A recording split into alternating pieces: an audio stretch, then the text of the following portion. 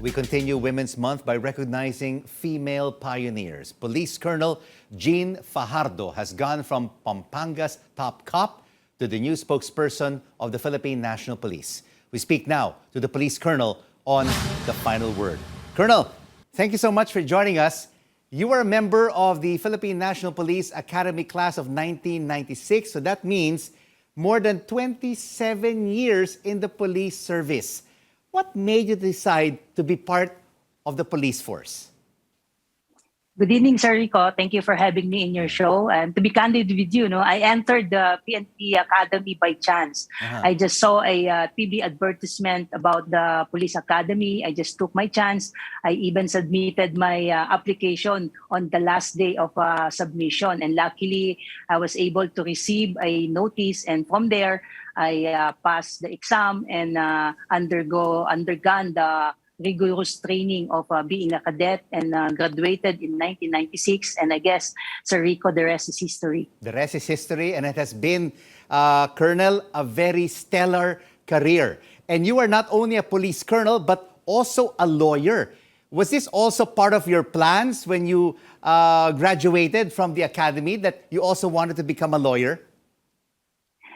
Ever since I was a high school, Sir Rico, I really dream of becoming a lawyer. But however, when I entered the police force, it took a backseat, and only in 2004 that I was able to realize my dream of becoming a lawyer. I enrolled in 2004 and graduated in 2008, and luckily I passed the bar exam the following year. What a great combination, a police officer and a lawyer at the same time. How important is the role of women within the ranks of the Philippine National Police, Colonel?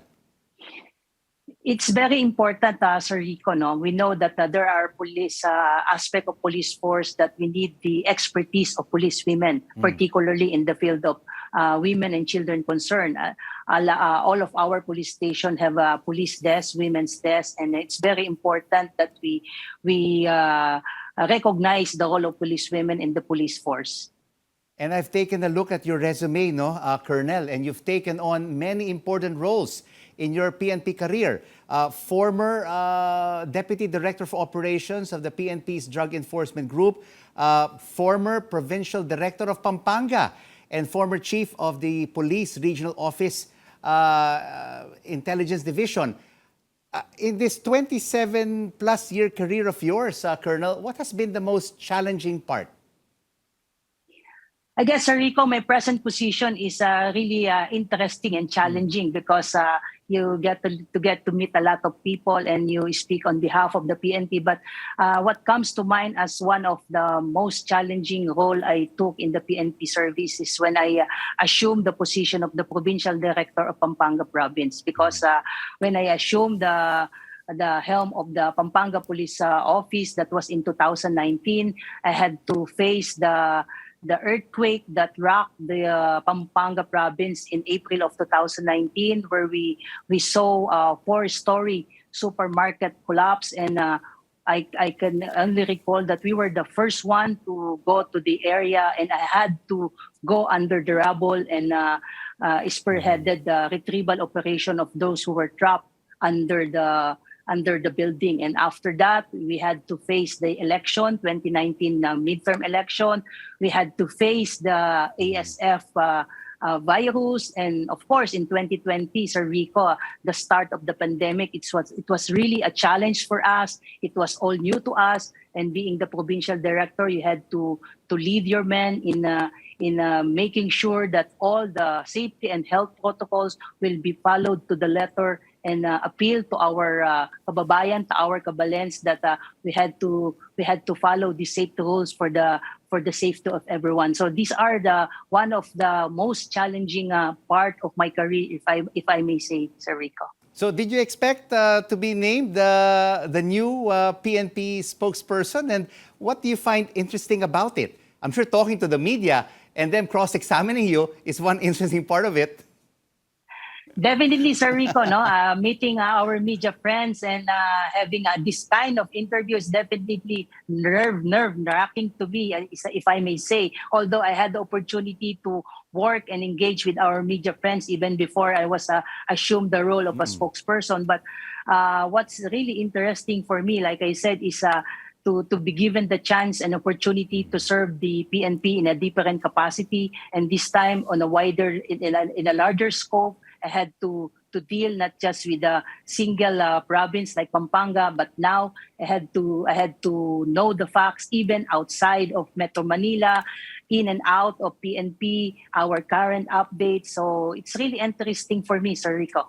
Indeed, and taking a look at your body of work, you have taken on a lot of very important responsibilities. And not only you, but also the other women within the Philippine National Police. So tell us, Colonel Fajardo, as a result of all of this, how far is a woman from becoming a PNP chief?